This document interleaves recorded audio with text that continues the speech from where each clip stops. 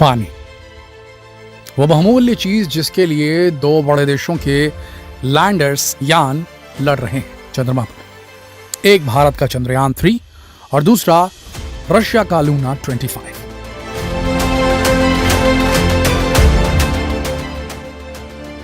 अभी जो आपको कंपटीशन नजर आ रही है दो देशों के बीच नजर आ रही है, लेकिन इस रेस में और भी कई देश हैं जिन्होंने अभी युद्ध भूमि को ज्वाइन नहीं किया है, जिसमें जापान का भी नाम है, इसरो का भी नाम है, चाइना का भी नाम है और अमेरिका का भी नाम है। और सब के सब चंद्रमा में एक ही जगह पर जाना चाहते हैं और उस जगह का नाम है साउथ पोल ऑफ मून। वही साउथ पोल जहां सबसे पहले चंद्रयान 1 ने यह खोज कर बताया था कि यहाँ पानी मौजूद है, यहाँ के क्रेटर्स में पानी मौजूद हो सकता है। तो दोस्तों, ये युद्ध तो चल रहा है पानी के लिए, कंपटीशन, ये रेस जो लग रही है ये पानी के लिए हो रही है। पानी होगा तो वहां पर बस्तियां बसाई जा सकेंगी और उसके बाद जो वैल्यूएबल चीजें वहां मौजूद हैं, कीमती मेटल्स, खनिज, मिनरल्स वहां मौजूद हैं, उन्हें निकाल करके धरती पर लाया जा सकेगा और अपनी अपनी इकोनॉमीज को स्ट्रांग बनाया जा सकेगा। लेकिन सवाल ये उठता है कि जिन जगहों में सबसे ज्यादा चांसेस है पानी मिलने के, क्या इनमें से कोई भी मिशन फुल्ली इक्विप्ड है उन जगहों में घुस पाने के लिए? हम बात कर रहे हैं लूनर क्रेटर्स की, उन बड़े बड़े गड्ढों की जो बिलियंस ऑफ ईयर्स में, अरबों खरबों सालों के चंद्रमा के इतिहास में कई जख्म झेल कर बने हैं। कभी एस्टेरॉइड्स, कभी मीटियोराइट्स, तो कभी कभी धूमकेतु ही।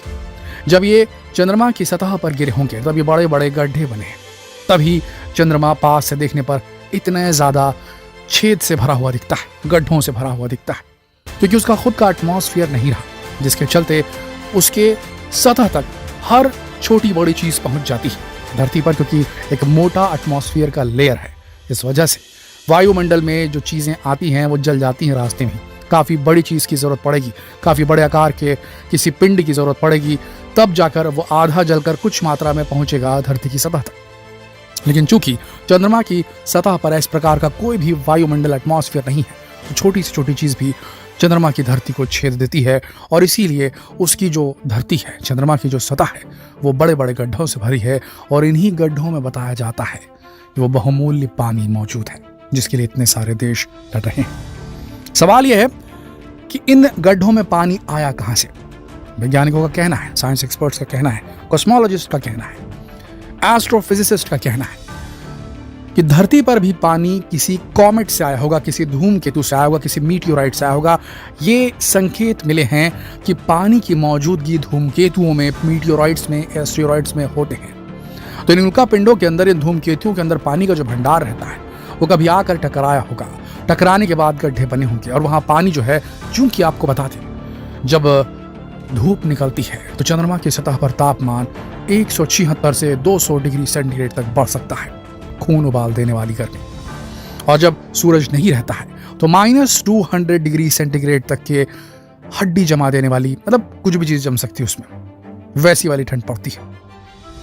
जिन जगहों में परमानेंटली अंधेरा रहा है चंद्रमा के बनने के बाद से, जब गड्ढे बने होंगे उनकी बात करें हम क्रेटर्स पे, वहां पर तापमान पूरे टाइम माइनस में रहता है।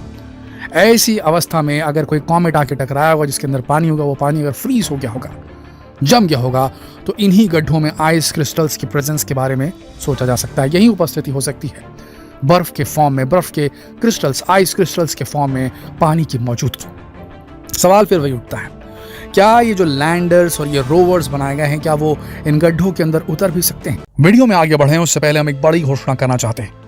क्या आप अपनी स्किल को वीडियो बनाकर दुनिया के सामने प्रस्तुत करना चाहते हैं?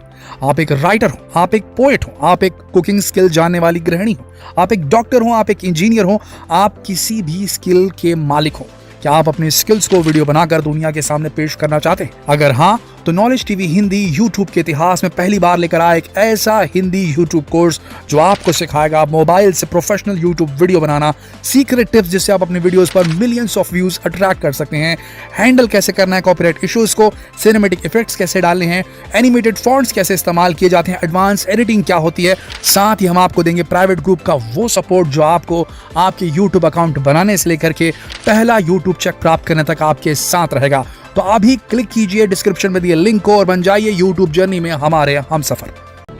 अभी तक तो ऐसा नहीं महसूस हुआ कि कोई भी देश अपना लैंडर क्रेटर के अंदर उतारने में सक्षम हो पाएगा, ले देकर सतह पर उतारने के लिए कैमरों के माध्यम से ये स्टडी करते हैं और ऑटोमेटाइज जो सिस्टम रहता है एआई से लैस उसके माध्यम से समतल जगह खोजकर वहां उतरने का प्रयास करते हैं। अब सवाल ये आता है कि जिस जगह पर बर्फ मिलने की सबसे ज्यादा गुंजाइश है, जो क्रेटर्स है, लूनर क्रेटर्स, उनमें घुसने के लिए क्या कोई इक्विपमेंट बनाया गया है? सारे रिसर्चेस, सारा कुछ जो हो रहा है वो तो लूनर सरफेस पर हो रहा है। और आपको बता दें 380 किलो पत्थर मिट्टी तो हम उठा के पहले भी ला चुके हैं अपोलो मिशंस के दौरान चंद्रमा की धरती से, उसमें उनको कुछ खास मिला नहीं है। तो जहां मिलेगा लूनर क्रेटर्स के अंदर, चंद्रमा के गड्ढों के अंदर, वहां क्या हम किसी प्रकार का रोबोट नहीं भेज सकते?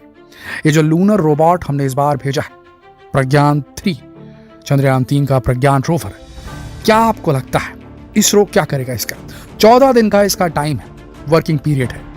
हम सब जानते हैं कि चंद्रमा की सतह पर 14 अर्थ डेज जितना लंबा दिन होता है और 14 अर्थ डेज जितनी रातें होती हैं, ऐसा है वहां पर। तो 14 दिनों का टाइम मिलेगा प्रज्ञान रोवर को, अगर उसने वो सारे एक्सपेरिमेंट कर लिए जिसके लिए उसे प्रोग्राम करके भेजा गया था। फॉर एग्जाम्पल साइसमोग्राफ भेजा गया उसके साथ में, भूकंपीय गतिविधि को समझने के लिए, नापने के लिए, मापने के लिए उसमें यंत्र भेजा गया है। और बहुत सारे स्पेक्ट्रोस्कोप भेजे गए हैं, लेजर इंस्ट्रूमेंट्स भेजे गए हैं जो कि कॉम्पोजिशन को समझेंगे, इस चीज से बनी है चंद्रमा की मिट्टी, उसके अंदर क्या क्या चीज है, ताकि वहां पर खनन का कार्य कभी आगे जाकर किया जा सके।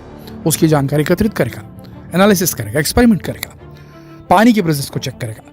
लेकिन सबसे बड़ी बात है, इन सबको करने के बाद अगर उसके सारे एक्सपेरिमेंट पूरे हो गए तो क्या इसरो ये रिस्क लेगा और चंद्रयान 3 के प्रज्ञान रोवर को किसी पास के क्रेटर में अंदर डालने की कोशिश करेगा?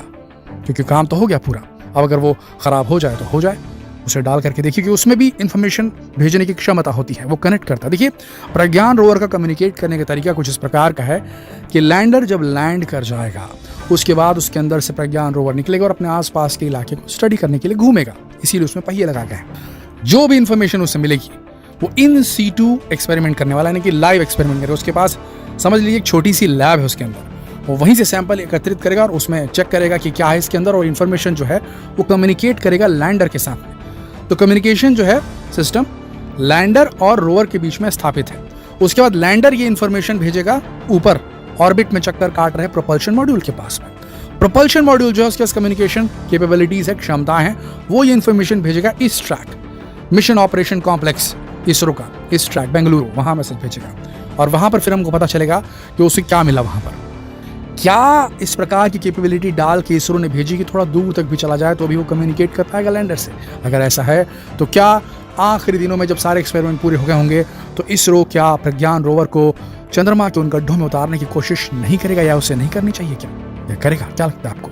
अगर ये ऐसा भेजा उसने प्रज्ञान रोवर चंद्रमा के गड्ढों में तो हो सकता है कि वो क्रैश कर जाए, काम ना करे, कम्युनिकेशन टूट जाए। लेकिन अगर उसका कम्युनिकेशन मेंटेन रहा और अगर वो सही तरीके से लैंड कर पाया और अगर उसे वहां पानी मिल गया तो सोचिए कितनी बड़ी उपलब्धि होगी। जी हाँ दोस्तों, ये सारा कुछ किया जा रहा है आइस के लिए। जी हाँ, आइस क्रिस्टल्स के लिए, क्योंकि ऐसा कहा जाता है कि वहां पर पानी मौजूद है। तो क्या लगता है आपको आने वाले मिशन किस ओर टारगेटेड रहेंगे? हमने कल एक वीडियो में आपको बताया किस प्रकार से नासा प्राइम 1 एक्सपेरिमेंट करने वाला है, यानी कि polar resources ice mining experiment 1, एक बहुत बड़ा सिस्टम वो भेजने वाला है जो कि ड्रिल करेगा जमीन में, पर ये सतह पर ड्रिल कर रहा है चंद्रमा की, ये क्रेटर्स में नहीं जा रहा है। कोई चीज हमें क्रेटर्स में डालनी पड़ेगी, वहां वो स्टडी करे तब हमें इंफॉर्मेशन मिलेगी। और शायद आने वाले दिनों में हमको ऐसा मिशन जरूर देखें और हो सकता है इसरो प्रज्ञान को भेज सकता है किसी क्रेटर में, हालांकि भेजना नहीं चाहेगा जब तक कि उसका गोल ना पूरा हो जाए। गोल पूरा होने के बाद शायद प्रज्ञान को अगर वो भेज सके, अगर उसके अंदर कैपेबिलिटी हो तो शायद चंद्रमा के गड्ढे के अंदर भेजेगा और उसके बाद फिर हो सकता है अगर किस्मत सही रही तो हम सबको दिखेगी बर्फ, चंद्रमा की बर्फ। क्या लगता है आपको दोस्तों, ऐसा हो पाएगा? कब हम मानो एक ऐसा मिशन भेज पाएंगे जो सीधे लूनर क्रेटर के अंदर एंटर करे और वहां बर्फ की फोटो खींचकर भेजे? क्या लगता है आपको? अपने विचार नीचे कमेंट सेक्शन में लिखकर जरूर बताएं और जितना हो सके इस वीडियो को शेयर करें फेसबुक पर, व्हाट्सएप पर, यूट्यूब पर। जल्द मिलते हैं आपसे अगले वीडियो में, तब तक के लिए आप सबका इस वीडियो के अंत तक बने रहने के लिए दिल से धन्यवाद।